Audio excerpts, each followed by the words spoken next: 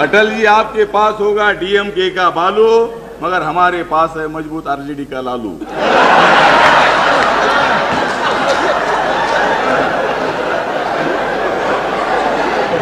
जो विश्वास का प्रस्ताव रखा है, तो इस प्रस्ताव पर चर्चा चल रही है और मैं अटल जी का और आडवाणी जी का अभिनंदन करने के लिए मैं यहाँ खड़ा हूँ। मैं इसलिए खड़ा हूँ कि अभी आपका जाने का टाइम 1 घंटा बाकी है।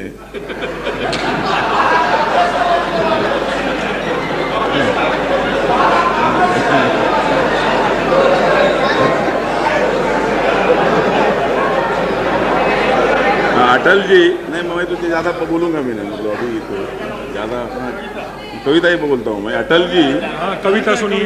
अटल जी आपका नज़दीक आया है जाने का वक्त। अटल जी आपका नज़दीक आया है जाने का वक्त, क्योंकि एनडीए के कुछ लोग बन रहे हमारे भक्त। अब हमारा एक ही लक्ष्य है, नहीं मैं ज़्यादा नहीं बोलूँगा।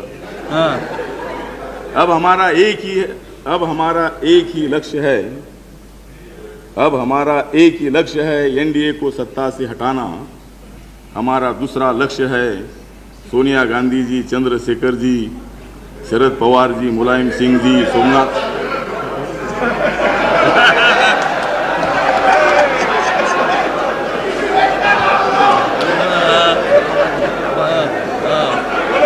हमारा दूसरा लक्ष्य, अध्यक्ष जी, हमारा दूसरा लक्ष्य है तो सोनिया गांधी जी, चंद्रशेखर जी।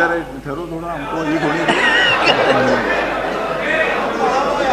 हमारा दूसरा लक्ष्य है सोनिया गांधी जी, चंद्रशेखर जी, शरद पवार जी, मुलायम सिंह जी, सोमनाथ बाबू जी, हमारे पासवान जी, देवे गौड़ा जी, प्रकाश अंबेडकर जी और लालू। सब लोगों को सत्ता में लाना। तो सबको, हमारा अभी दूसरा लक्ष्य है ये सबको सत्ता पर बिठाना। तो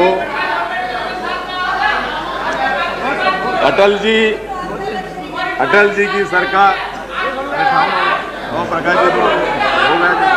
ये सुनिए प्रकाश परत पे, please don't disturb him. Yes yes, हाँ हो गया मेरा। अटल जी की सरकार बहुत है चालू। अटल जी की सरकार बहुत है चालू। अध्यक्ष महोदय, ये सरकार के विरुद्ध मैं क्या क्या बोलूं?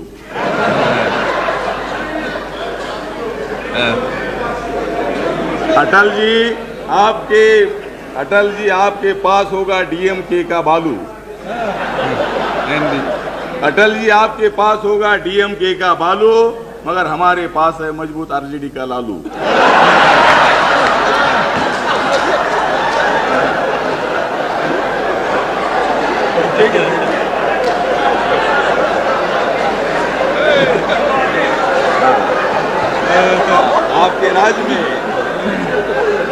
आपके राज में अटल जी, आपके राज में गरीबों को नहीं मिल रहा है आलू। आपके राज में गरीबों को नहीं मिल रहा है आलू। ये सरकार के खिलाफ बोलना मैं कैसा टालू? देश को बचाने की जिम्मेदारी मैं किस पर डालूं? देश को बचाने की जिम्मेदारी मैं किस पर डालूं? आडवाणी तो आपसे भी है बहुत चालू।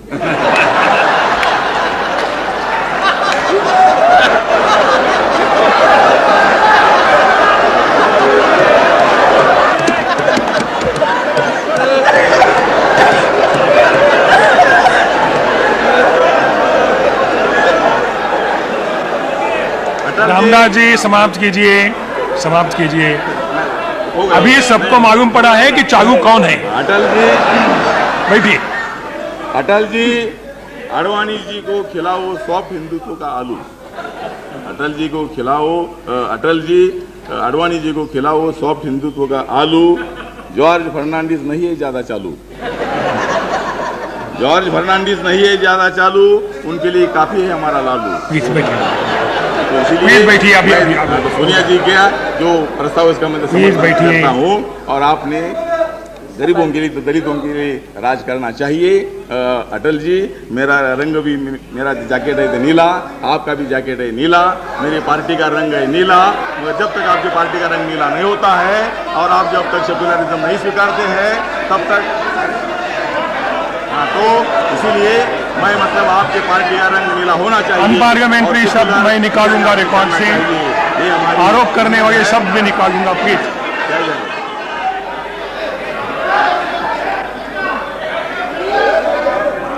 रामदास जी प्लीज बैठिए, prime minister is on his X, please sit down, please sit down mister Ramdas हटोगे। अनेक प्लीज अविश्वास प्रस्ताव देखें, लेकिन ऐसा अविश्वास प्रस्ताव आज तक नहीं देखा है।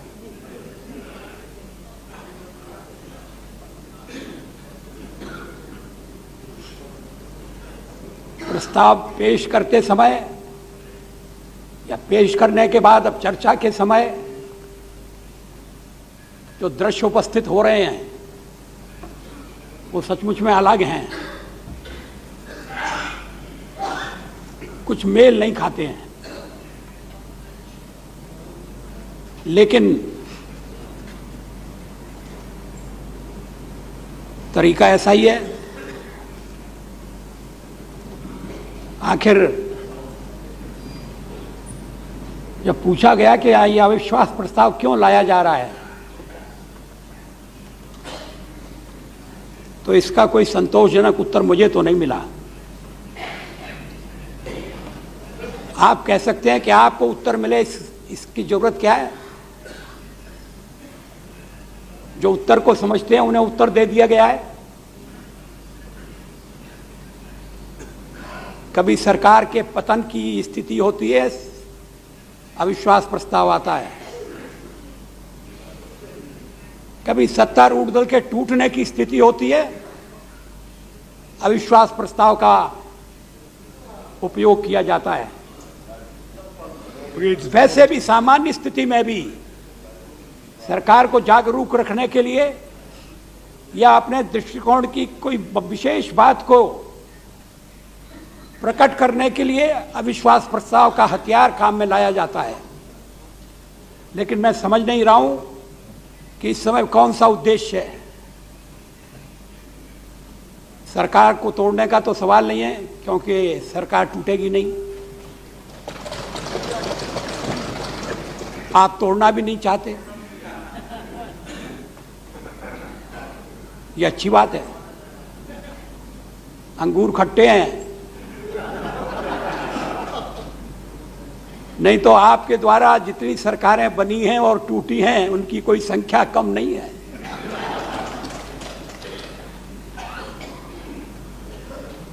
लेकिन अभी तक हमारी ये मिलीजुली सरकार बची हुई है। लेकिन इसको अपदस्थ करने के लिए कोई नई रणनीति,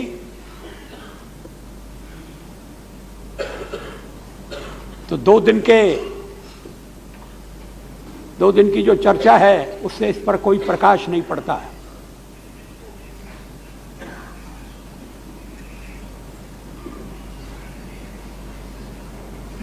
जो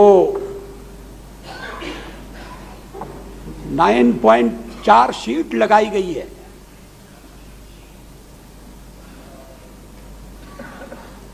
नौ सूत्र हैं उसके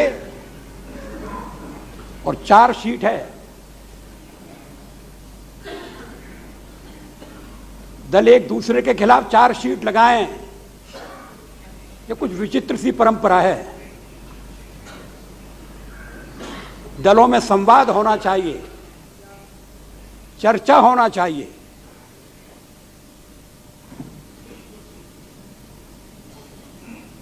कोई अल्टीमेटम की भाषा नहीं बोलता कि हम आपको चार्ज कर रहे हैं क्योंकि आपने सैनिक सुरक्षा व्यवस्था खतरे में डाली है। यह साधारण चार्ज नहीं है, साधारण अभियोग नहीं है।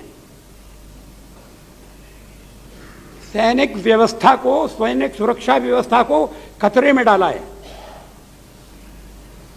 और दूसरा चार्ज है राष्ट्रीय सुरक्षा को संपूर्णता में कमजोर किया है।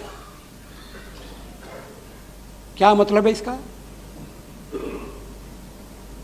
सुरक्षा कैसे खतरे में पड़ी है? आंतरिक सुरक्षा को कैसे और हमने दुर्बल कर दिया है? क्या इसके लिए कोई प्रमाण नहीं चाहिए? कोई इसके लिए कोई सबूत नहीं चाहिए? क्या संसद में इस तरह से आरोप लगाए जा सकते हैं? सुनिए सुनिए। और आप पूरे 9, मैं पूरे 9 नहीं पढ़ना चाहता।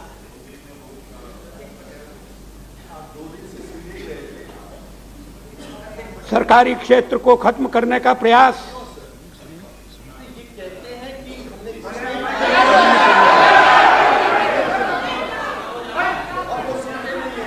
सरकारी और जिस दिन हम ये चर्चा कर रहे हैं, हर एक को उत्तर देने की जरूरत उसी दिन स्टील का, राइट टू से स्टील अथॉरिटी का उसी दिन नवजीवन हुआ। स्टील अथॉरिटी नए रूप में खड़ी हो गई है, उसका कोई आनंद नहीं। तो आनंद होना चाहिए।